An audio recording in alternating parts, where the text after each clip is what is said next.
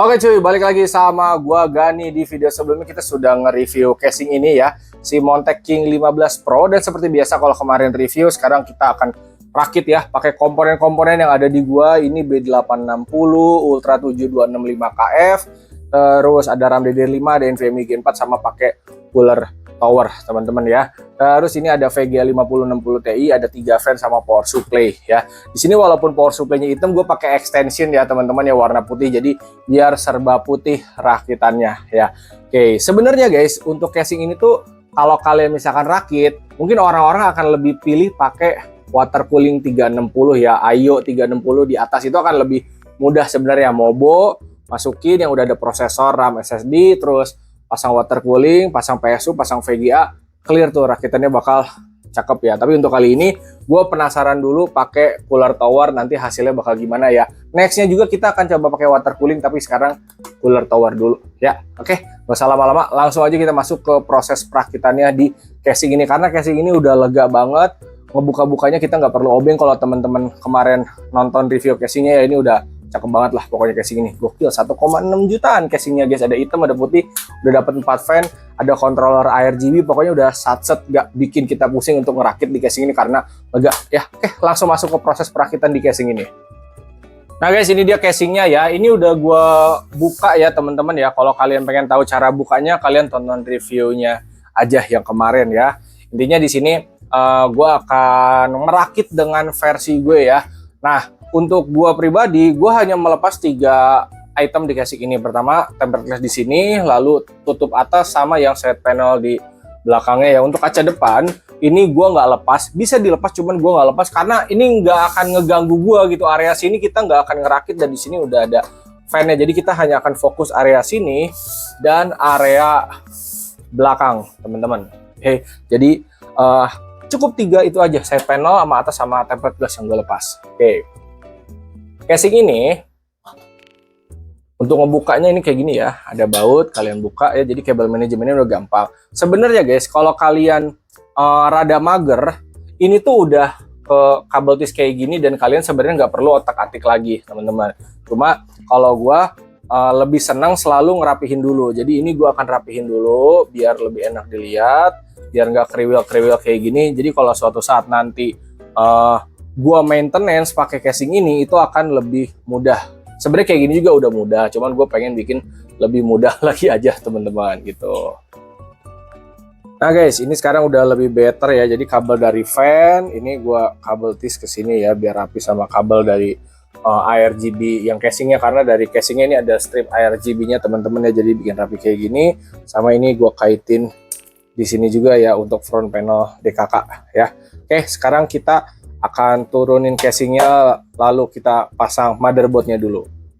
Sekarang kita masukin motherboardnya ya. Ini udah tinggal masukin aja karena lega banget teman-teman. Oke, tinggal sesuaikan saja sama lubang-lubangannya. Oke, dan ini udah fit ya teman-teman ya, untuk lubangnya, untuk motherboard micro ATX. Dan untuk bautnya di sini pakai tipe baut yang biasa dipakai buat apa namanya, hard disk teman-teman ya, bukan pakai baut yang payung. Kadang kan buat motherboard kita suka pakai yang payung begini ya. Ini sekarang kita pakai yang bukan payung teman-teman ya, pakai yang buat hard disk. Oke, karena stand off-nya dia lebih gede lubangnya. Dan memang di aksesorisnya juga, dusnya ada tulisan ini baut untuk motherboard dan hard disk gitu, ada keterangannya. Jadi dia udah dapat perbaut-bautannya pokoknya lah. Udah tinggal pasang sama teman-teman. Casing ini kalau kalian pakai VGA yang panjang masih bisa ya teman-teman ya, masih ada stand-nya. Kalau emang kalian butuh dan pakai VGA yang besar. Cuman kali ini kan gue pakai VGA 2 fan doang guys. Jadi ya sebatas cukup aja. Mana satu lagi di situ ya?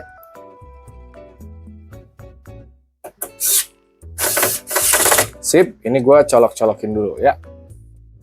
Nah teman-teman, kabel-kabel udah gue colokin ke motherboard ya, yang dari casing. Di sini ada USB 3 sama Type C, terus ada audio, terus ada front panel, sama kabel dari controller udah gue colokin juga teman-teman ya. Jadi dibikin rapi di sini, bisa pakai kabel tis diumpetin. Nanti juga ini masih bisa ditutup ya. Oke, sekarang kita akan pasang power supply. Untuk pasang power supply, ini di atas tuh ada 2 biji baut ya. Kalian bisa buka dulu pakai tangan aja, pakai obeng juga boleh, tapi pakai tangan juga udah cukup.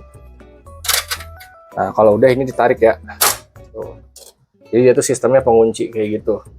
Nah udah gini, kita tinggal nunduk lalu pasang si power supply-nya teman-teman ya. Nah jangan kebalik.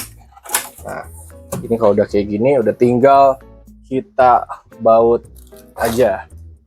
Power supply SFX bisa, tapi pakai bracket teman-teman ya.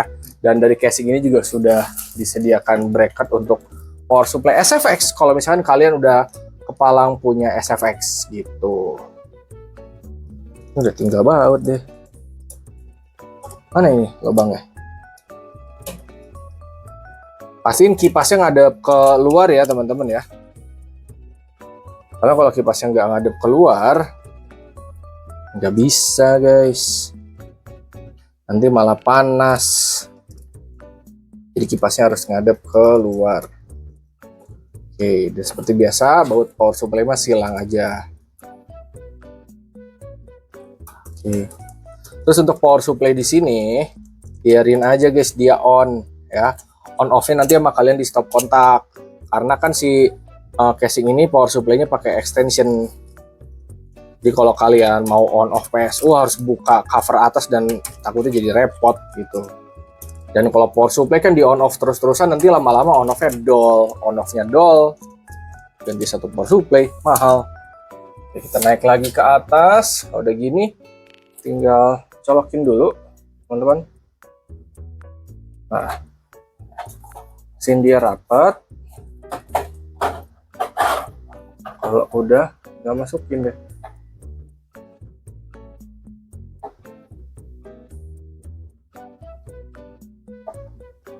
Ini apa yang bikin saya nyangkut kayaknya kabelnya deh, atau kabel bisa nanti terakhir deh teman-teman. Kalau misalkan kalian ternyata susah bang Gani kabelnya.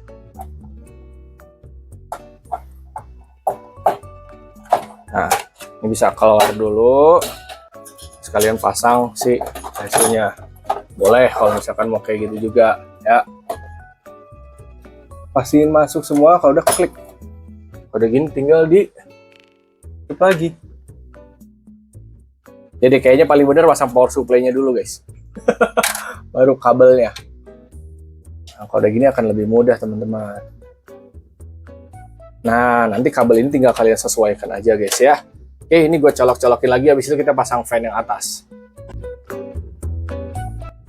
Kabel udah dicolok teman-teman, fan udah dipasang, jadi kurang lebih finalnya kayak gini teman-teman ya. Kalaupun misalkan ini dibuka, di belakangnya akan seperti ini. Jadi kabel dari 8 pin dia akan diagonal ke sini. Sebenarnya bisa bikin di atas terus siku gini, cuman nggak apa-apa, biar gini aja.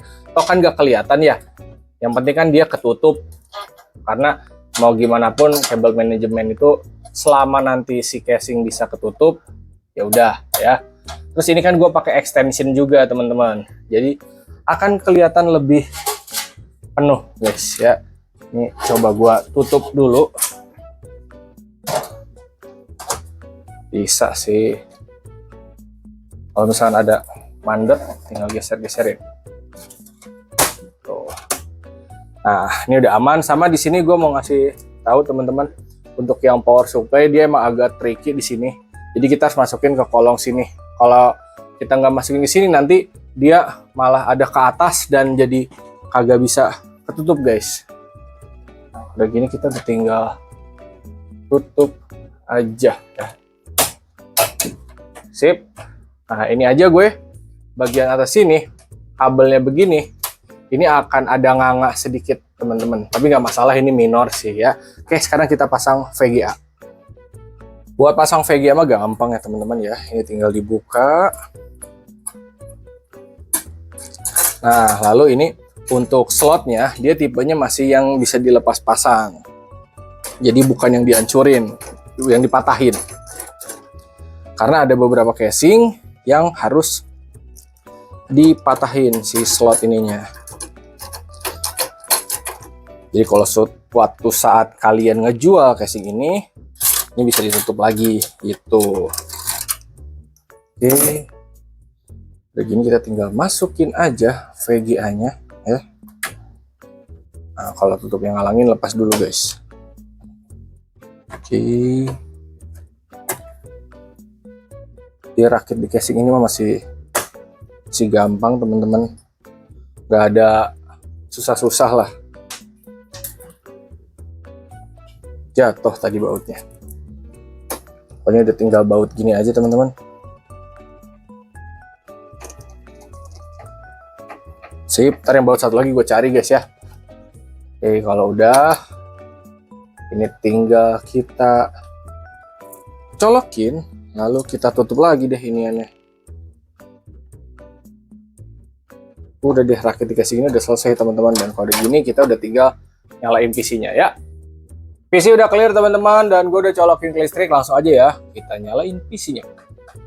Nah guys, udah nyala PC-nya ya. BTW untuk fan yang atas memang kagak ada lampunya ya, gue lagi nggak punya fan RGB putih guys ya, jadi yang ada lampunya cuman di area fan bawaan aja sama area PC-nya ya. BTW di sini untuk fan ya, dan kita kan semua nyolokin ke controller ya, ganti warnanya via tombol ini teman-teman ya.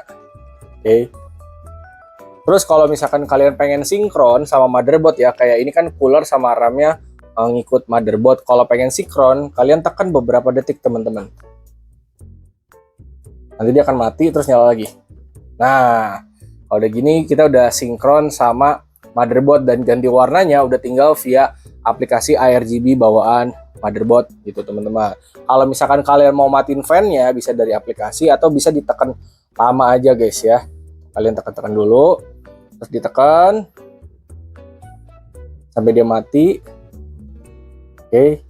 Nah, sampai kayak gitu udah lepas aja, lampunya bakalan mati ya. Kalau mau nyalain lagi tinggal pencet aja ya. Kalau mau sinkron tinggal tahan beberapa detik lagi sampai ngikutin lampu warna motherboard ya.